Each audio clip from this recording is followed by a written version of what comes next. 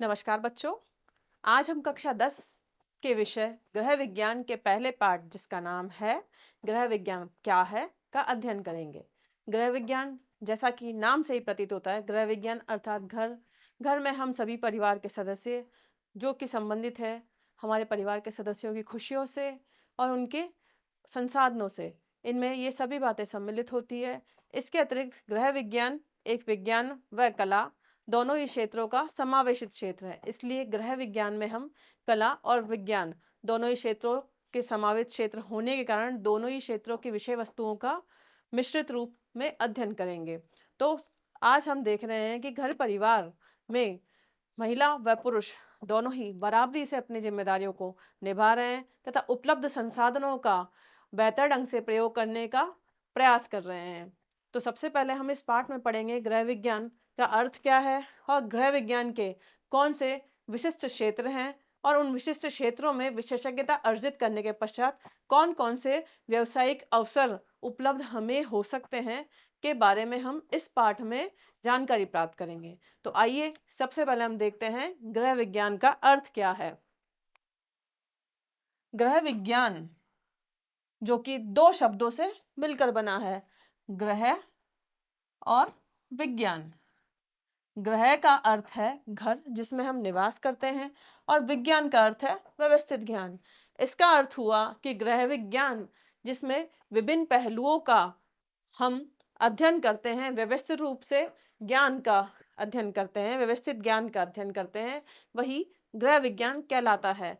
ग्रह विज्ञान यानी घर में हम विभिन्न पहलुओं की अगर बात करें तो वो है आय व्यय का बजट बनाना, हमारा आवास, स्वच्छता, हमारा शारीरिक स्वास्थ्य, शारीरिक रचना, धर्म आदि। और इसके अतिरिक्त भोजन, वस्त्र, वस्त्रों का चुनाव किस प्रकार करेंगे, उनका रखरखाव किस प्रकार किया जाएगा, उनके धुलाई किस प्रकार अच्छे उचित ढंग से की जाएगी। इसके अतिरिक्त सिलाई, कढ़ाई आदि की बातें हम गृह विज्ञान के अंतर्गत पढ़ करते हैं। इसके अतिरिक्त गृह विज्ञान में हम घरेलू समस्याओं व उन्हें हल करने के विशिष्ट तरीकों के बारे में जान पाएंगे और कम समय में अब हम सभी के पास में एक दिन में 24 घंटे का समय होता है। अब उस 24 घंटे में भी हमें अलग अलग गतिविधियां करनी होती है। इसका अर्थ हुआ कि कम से कम समय, 24 घंटे तो सभी के पास उपलब्ध है, लेकिन कम से कम समय खर्च करके और कम ऊर्जा का उपयोग करके हम अपने कार्य को अधिक प्रबंधित तरीके से कैसे कर पाएंगे, इसका अध्ययन हम गृह विज्ञान विषय के अंतर्गत करेंगे। अगला है परिधानों का उचित चयन और रखरखाव। अब परिधान जो कि आप सभी परिचित होंगे, सभी परिधान जो होते हैं उनका उचित चयन आप किस प्रकार से करें कि वह जिस कार्य के लिए खरीदे गए हैं उनका चयन किया गया है, उनका जो चयन किया गया है, जिस कारण से उनका चयन किया गया है, उनका जो कार्य है वो ठीक ढंग से हो पाए और उन परिधानों का रखरखाव हम किस प्रकार से करें कि वह अधिक समय तक, अधिक दीर्घ समय के लिए हमारे लिए उपयोगी बने रहें। इसके अलावा है संसाधनों का कुशलतापूर्वक प्रबंधन।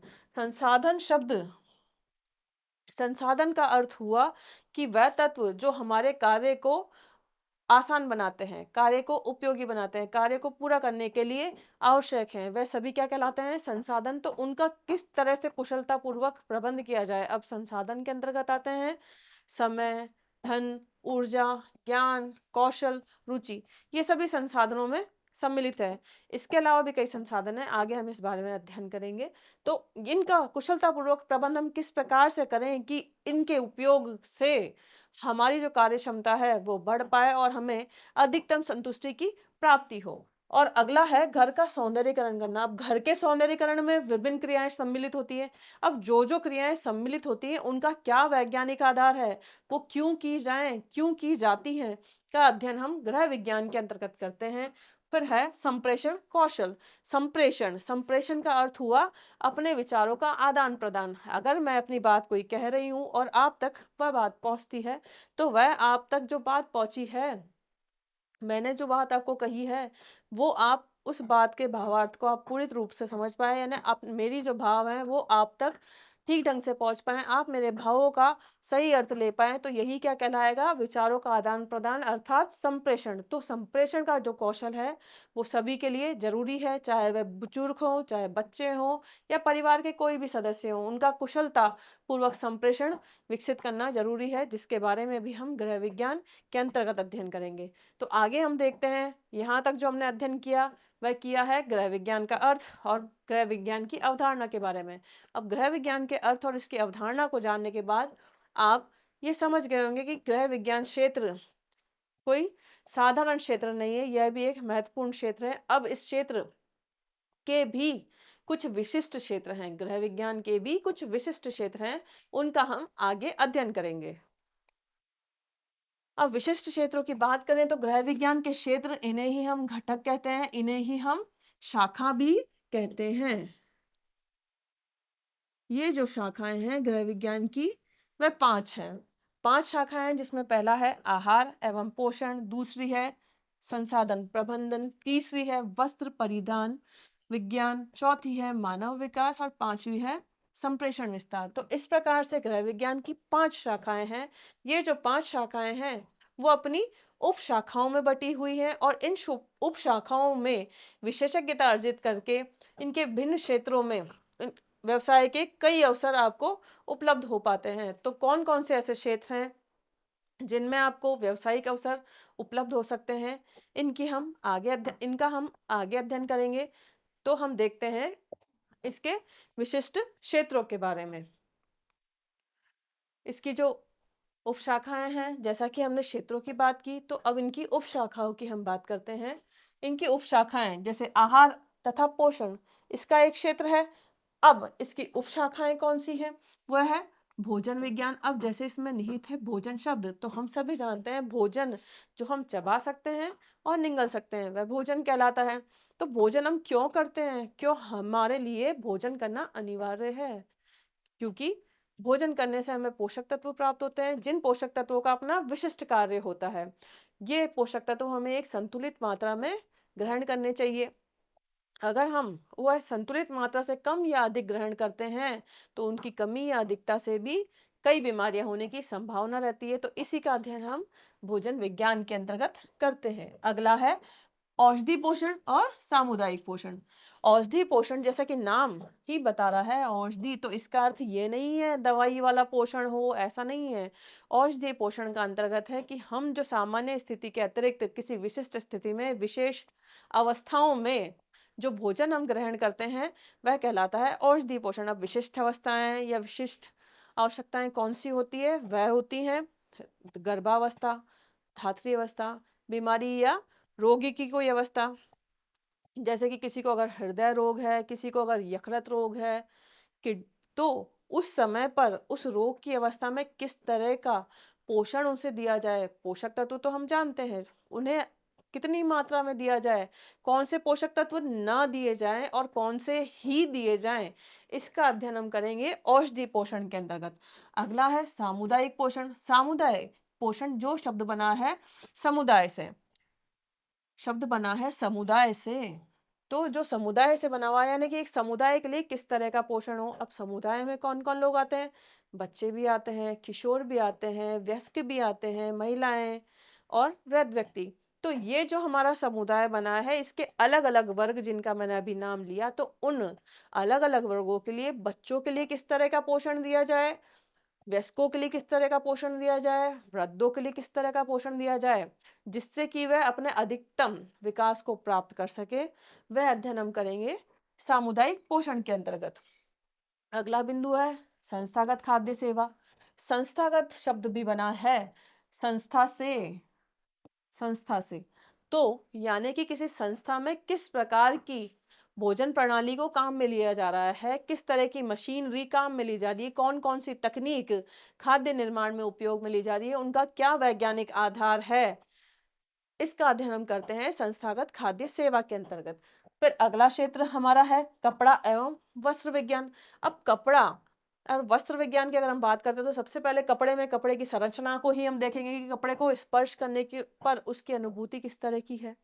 फिर हम बात करते हैं टेक्सटाइल विज्ञान की, जिसमें हम बात करेंगे कि जो अनुभूति हमें प्राप्त हुई है जिस कपड़े को छूने पर, तो वह उस वस्त्र के रेशा किस प्रकार का है, कौन सी प्रकृति का है, कौन सा रेशा उसमें काम में लिया गया है, ये हम टेक्सटाइल विज्ञान में पढ़ेंगे।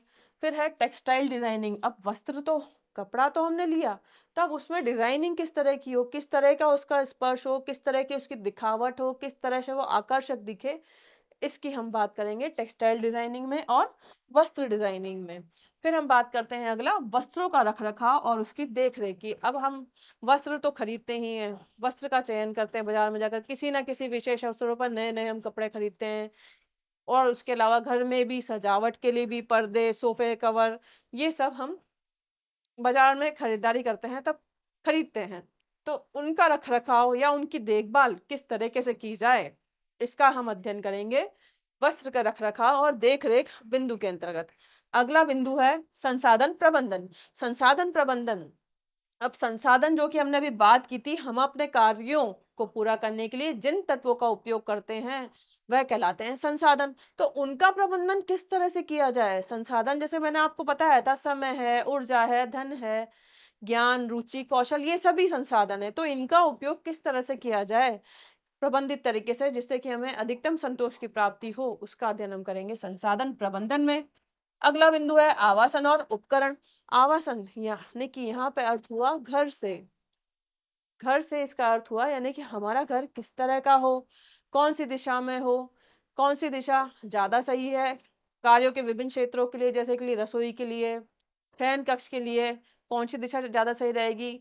सबसे पहले घर में एंटर किया जाए तो कौन सा कक्ष होना चाहिए, शयन कक्ष कहाँ होना चाहिए, रसोई कक्ष कहाँ होना चाहिए, इसका अध्ययन हम आवासन के अंतर्गत करेंगे। और फिर हम बात करते हैं उपकरण की, तो घर में सभी के अलग अलग उपकरण होते हैं, जैसे कि माइक्रोवेव है, वॉशिंग मशीन है, आदि जो उपकरण है उनकी क्या कार्य प्रणाली है, किस तरह से उनकी सार संभाल की जाए, किस तरह से उनका रख रखाव किया जाए, जिससे कि हमें जो उपकरण हम काम में ले रहे हैं वो लंबे समय तक चलाऊ रह सके। फिर अगला हम बात करते हैं आंतरिक साज सज्जा की। आंतरिक साज सज्जा, अब यहाँ आंतरिक साज सज्जा शब्द जो काम में आया है, तो आंतरिक साज सज्जा केवल घर की हम बात नहीं कर रहे हैं यहाँ पर।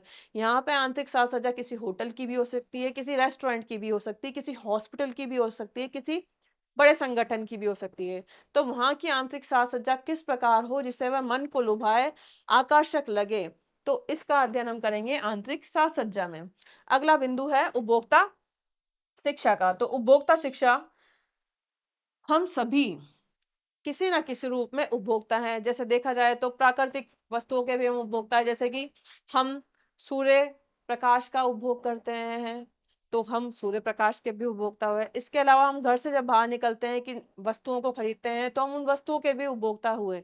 तो इस प्रकार से उन हम उपभोक्ता के रूप में वस्तुओं का चयन किस प्रकार प्राप्त कर सकते हैं, हमारे अधिकार क्या हैं, अगर हमने किसी वस्तु को खरीदा है और हमें कोई परेशानी हुई, तो हम अपने कौन से अधिकार का उपयोग कर सकते हैं और हमें कहाँ जाना चाहिए, आदि का अध्ययन, कहाँ हम आवाज उठा सकते हैं अपने उस अधिकार के लिए, आदि का अध्ययन हम करेंगे उपभोक्ता शिक्षा बिंदु के अंतर्गत। फिर आगे देखते हैं हम मानव विकास। मानव विकास, जो कि शब्द लग रहा है छोटा लेकिन है बड़ा। बड़ा कैसे? क्योंकि मानव जो शब्द छोटा है, छोटा नहीं है। मानव विकास शुरू होता है जन्म के पूर्व से, यानी कि गर्भावस्था से। उसके पश्चात में शैशवावस्था, बाल्यावस्था, किशोरावस्था, वयस्कावस्था, वृद्धावस्था, फिर मृत्यु। यानी कि जो छोटा सा शब्द है वो काफी लंबा है, 60+ वर्ष की आयु तक का है। इसलिए यहाँ पर ये जो शब्द छोटा है वो बड़ा होता है, और इसके अंतर्गत अलग अलग उपशाखाएं हैं, जैसे कि बाल कल्याण, फिर है किशोरावस्था का, और उसके बाद में वयस्कावस्था, तभी तो विवाह। और विवाह यानी कि मार्गदर्शन तो देना पड़ेगा ना, विवाह होने के बाद में एक परिवार बनता है, तो वहाँ किस तरह का मार्गदर्शन दिया जाए। फिर है बुजुर्गों की देखभाल।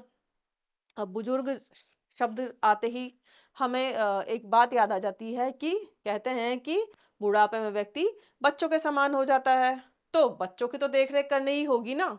तो इसीलिए जैसे बच्चों की देखरेख की जाती है, उसी तरह से बुजुर्गों की देखरेख भी की जाएगी। क्यों की जाएगी? क्योंकि बुजुर्गों की हम देखरेख करेंगे तभी तो वह स्वस्थ रह पाएंगे, स्वस्थ जीवन जी पाएंगे।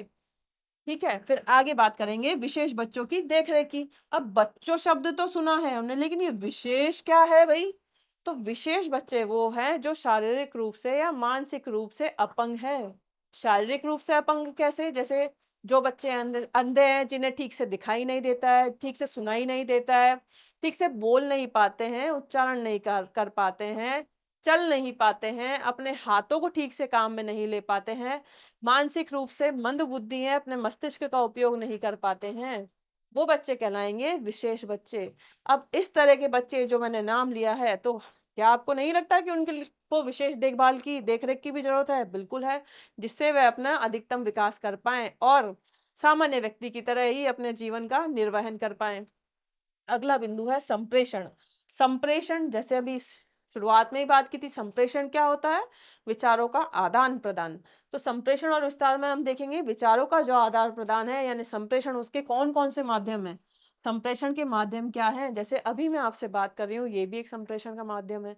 और आजकल मोबाइल, कॉमन सी सामान्य सी बात है, सभी लोग मोबाइल का उपयोग करते हैं बातचीत के लिए, अपनी बात को दूसरे व्यक्ति तक पहुंचाने के लिए। तो यह क्या कहलाएगा? एक संप्रेषण का माध्यम।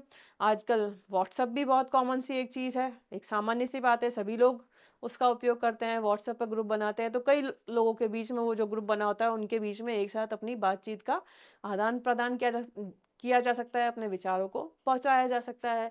फिर है कार्यक्रम नियोजन और उसका मूल्यांकन। अब कार्यक्रम तरह तरह के बनाए जा रहे हैं, जैसे आहार के लिए भी, वृद्धि विकास के लिए भी सरकार अलग अलग कार्यक्रम चला रही है, चाहे वो बुजुर्गों के लिए हो या युवाओं के लिए हो, महिलाओं के लिए हो या वृद्ध व्यक्तियों के लिए हो या अपंग व्यक्तियों के लिए हो। तो इन कार्यक्रमों का किस प्रकार से नियोजन किया जाए? नियोजन मतलब उस कार्यक्रम के क्या उद्देश्य रखे जाएं, क्यों वह कार्यक्रम बनाया जाए, और उस कार्यक्रम के संचालन के दौरान या क्रियान्वयन के दौरान कोई परेशानी आ रही है तो किस तरह से उस परेशानी से उभरा जाए। कार्यक्रम के संचालन के पश्चात यह देखा जाएगा कि कार्यक्रम जिस कारण से, जिस उद्देश्य के लिए, जिस लक्ष्य को रखकर बनाया गया था, क्या वह उद्देश्य या लक्ष्य प्राप्त हो पाए हैं?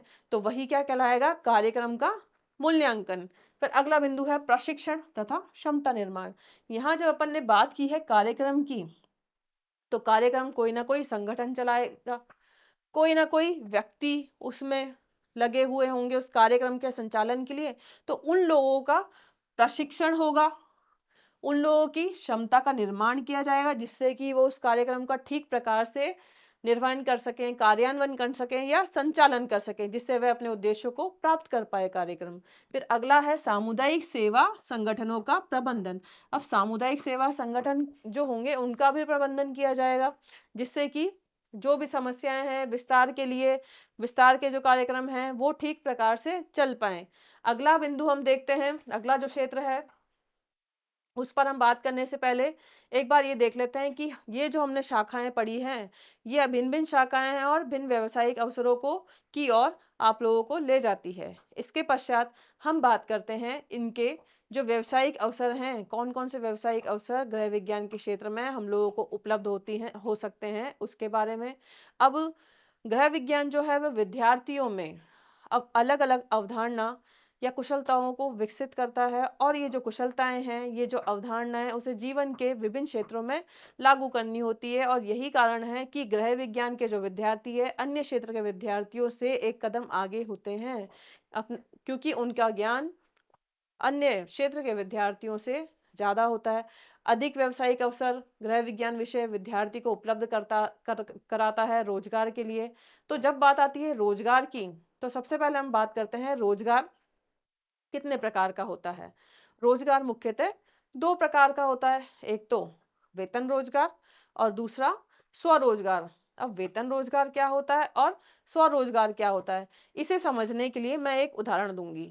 जैसे कि एक व्यक्ति स्वयं एक दर्जी की दुकान खोलता है, तो स्वयं एक दुकान खोल रहा है दर्जी की और वहां कार्य कर रहा है, तो वह उसके लिए स्वरोजगार हुआ। अगर वह दुकान ना खोलकर किसी गारमेंट फैक्ट्री में ही काम करे, तो उसके बदले में उसे पैसा मिलेगा, तो वह हुआ वेतन रोजगार। इसका मतलब ये हुआ, वेतन रोजगार क्या हुआ कि आपने जो कार्य किया, आपने जो सेवा दी, उसके बदले में जो वेतन मिला वह हुआ आपका वेतन रोजगार या नौकरी। और इसकी जगह स्वरोजगार क्या हुआ, जहां पर आप खुद ही स्वामी हो, खुद ही उसका संचालन कर रहे हो और खुद ही उसमें पैसा लगा रहे हो, तो वह हुआ स्वरोजगार।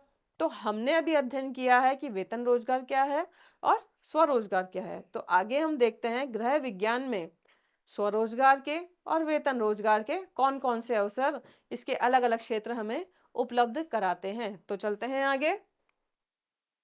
सबसे पहले हम आते हैं कैटरिंग पर। कैटरिंग जिसका अर्थ होता है खान पान। अब खान पान शब्द आते ही दिमाग में ये आता है कि ठीक है, खाने के लिए हम कहाँ जाएं, कौन सी दुकान पर जाएं, कौन से रेस्टोरेंट में जाएं, कौन से होटल में जाएं। तो यहाँ हम वही तो बात करेंगे कि खान पान के लिए अगर आप बाहर जा रहे हो तो किसी कैंटीन में या रेस्टोरेंट में आप स्टाफ की तरह काम कर सकते हो रोजगार के लिए, या फिर कॉफी चाय की दुकान में रसोइयों का काम कर सकते हो, या किसी सर्विस स्टाफ के रूप में भी वहां पर कार्यरत रह सकते हो। अगर हम स्वरोजगार की बात करें तो ये जो क्षेत्र हमने रोजगार के लिए पढ़े हैं, उन्हीं क्षेत्रों को, उन्हीं भागों में आप खुद भी एक उद्यमी के रूप में, एक स्वामी की तरह काम कर सकते हो। जैसे कि कैंटीन या रेस्टोरेंट या कॉफी टी शॉप आदि आप खुद खोल सकते हो और वहां आपके खुद मालिक हो सकते हो। और या फिर घर से ही भोजन सेवा प्रदान कर सकते हो। जैसे कि अगर आपने सुना होगा कि टिफिन बनाकर या बने बनाए मिल जाते हैं, फिर आप जब ऑर्डर दोगे तो बिल्कुल आपके घर पे ही पहुंच जाते हैं टिफिन। तो वो घर से ही भोजन सेवा है, जो भी एक स्वरोजगार का अच्छा स्रोत है। फिर है हॉबी कक्षाएं आयोजित करना। अब हॉबी कक्षाएं जब आयोजित की जाएंगी तो जिन व्यक्तियों में ये कलाएं हैं, जैसे कि गृह विज्ञान के विद्यार्थियों में, तो जो गृह विज्ञान के विद्यार्थी होंगे उनमें ये कलाएं होंगी, तो वह अपनी कला का प्रचार प्रसार करेंगे और उसके बदले में कुछ वेतन चाहेंगे। तो वह क्या हुआ, स्वरोजगार। फिर अगला है खाद्य संरक्षण और बेकरी। खाद्य संरक्षण का मतलब क्या हुआ, जैम, जेली, मुरब्बे, जूस, अचार, पापड़, ये खाद्य संरक्षण में आएंगे। मैगी, या फिर बेकरी, बेकरी जिसमें केक, पेस्ट्री, टोस्ट, इनकी बात हम करते हैं। तो यहाँ ये उत्पादन आप किसी दूसरी जगह पर जाकर आप कर रहे हो, या फिर खुद उस उत्पादन इकाई के आप स्वामी हो, आपका खुद का एक उत्पादन इकाई है। या तो आप वहाँ पे सेवा स्टाफ का प्रशिक्षण भी दे सकते हो, उन्हें प्रशिक्षण, वहाँ पे जो लोग काम कर रहे हैं उन्हें प्रशिक्षण देने के लिए भी जा सकते हो, या घर पर ही उत्पादन सेवा शुरू कर सकते हो, या फिर उसका सामुदायिक केंद्र के आप प्रभारी बन सकते हो। कोई एक सामुदायिक केंद्र हो इसके लिए, खाद्य संरक्षण के लिए, वहां आप प्रभारी के रूप में कार्य कर सकते हो।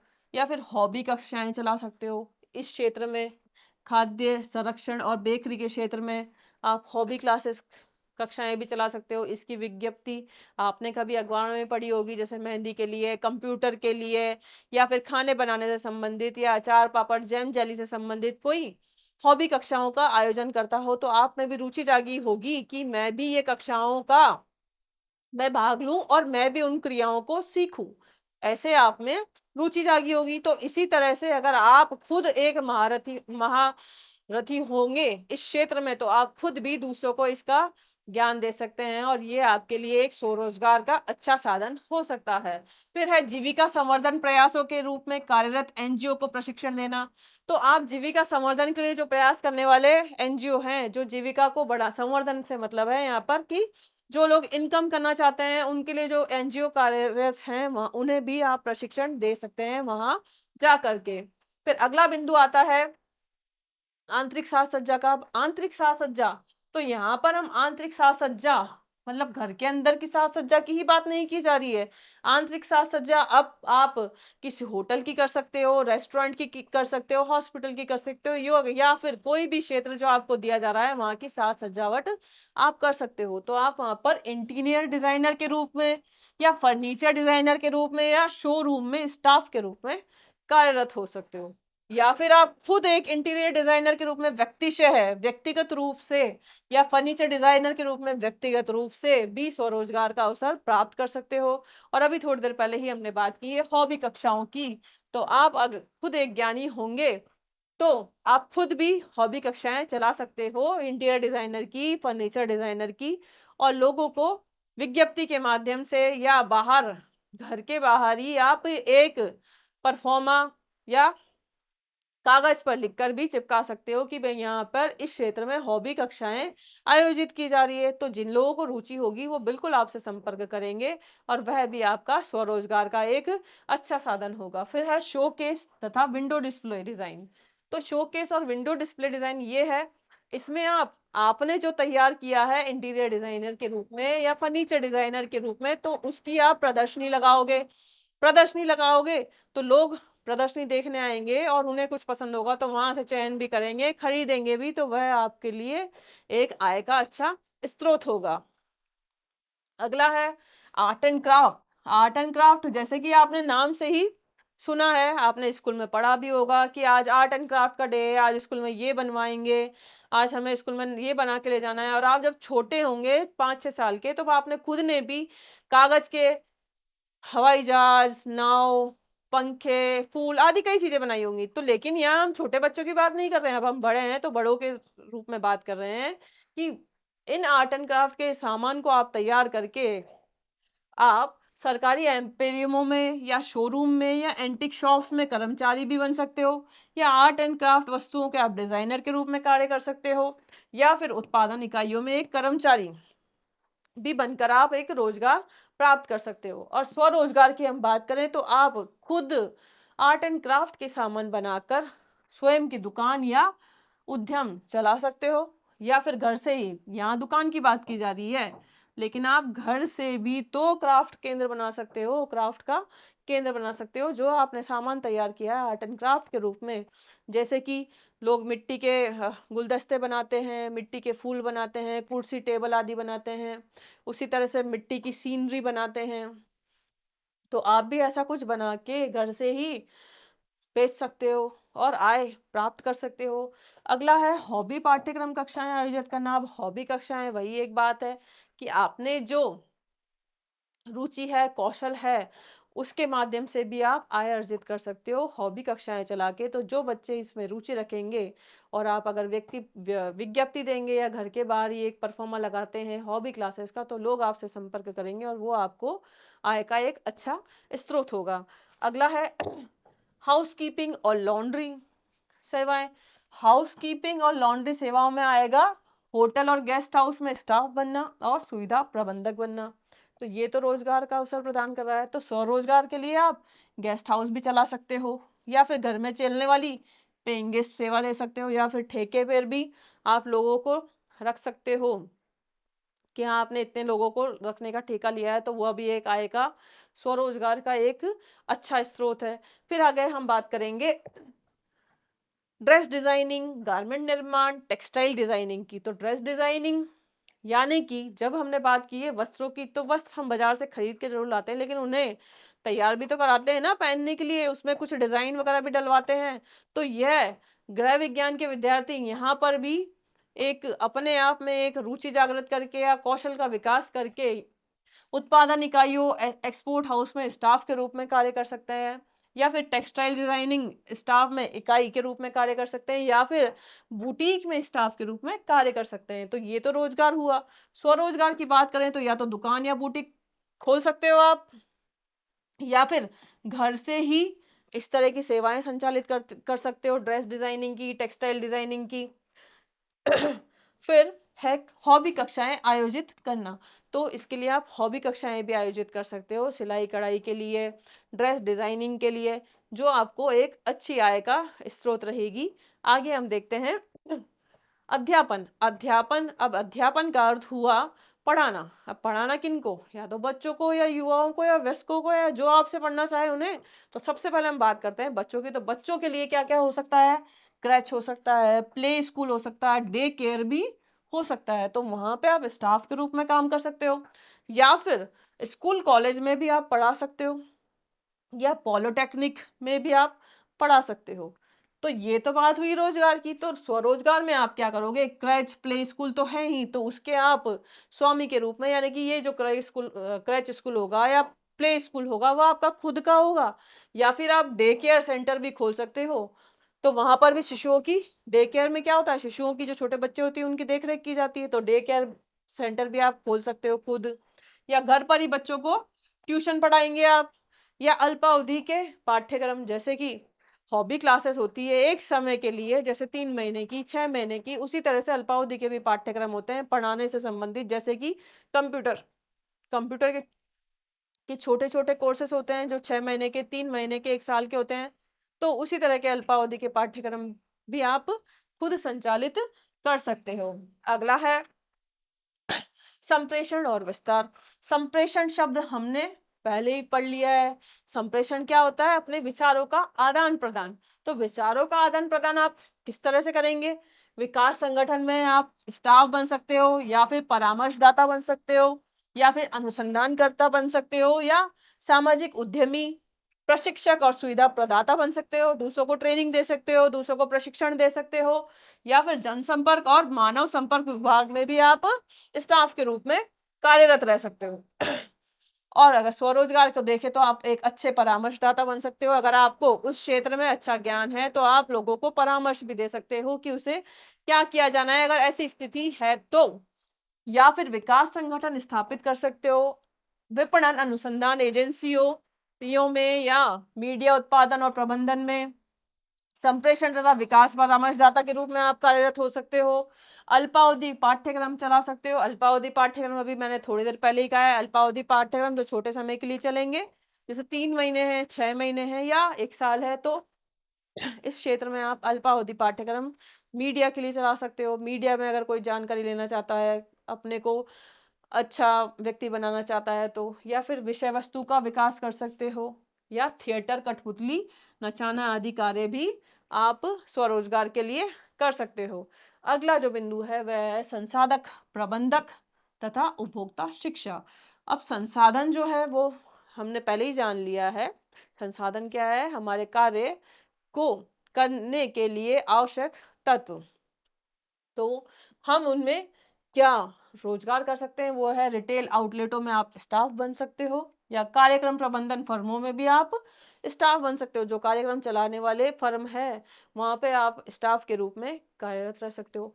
इवेंट मैनेजर बन सकते हो। अब इवेंट क्या है? इवेंट मैनेजर क्या होता है? इवेंट जैसे कि किसी बच्चे का अगर जन्म हुआ है, लोग उसे खुशी से मनाते हैं, तो उसका अगर बड़ा आयोजन किया जाना है, या कोई शादी समारोह है, या फिर कोई त्योहार है जैसे दिवाली, होली, ये बड़े त्योहार हैं, अगर एक समूह के रूप में लोग मनाना चाहते हैं, बड़े उत्सव के रूप में लोग मनाना चाहते हैं, तो उनका मैनेजमेंट किया जाता है, उनका प्रबंधन किया जाता है। तो वो कौन करेगा? इवेंट मैनेजर करेगा। तो आप इवेंट मैनेजर भी बन सकते हैं, या फिर लघु बचत एजेंट भी बन सकते हैं। अब लघु बचत एजेंट कौन हुए?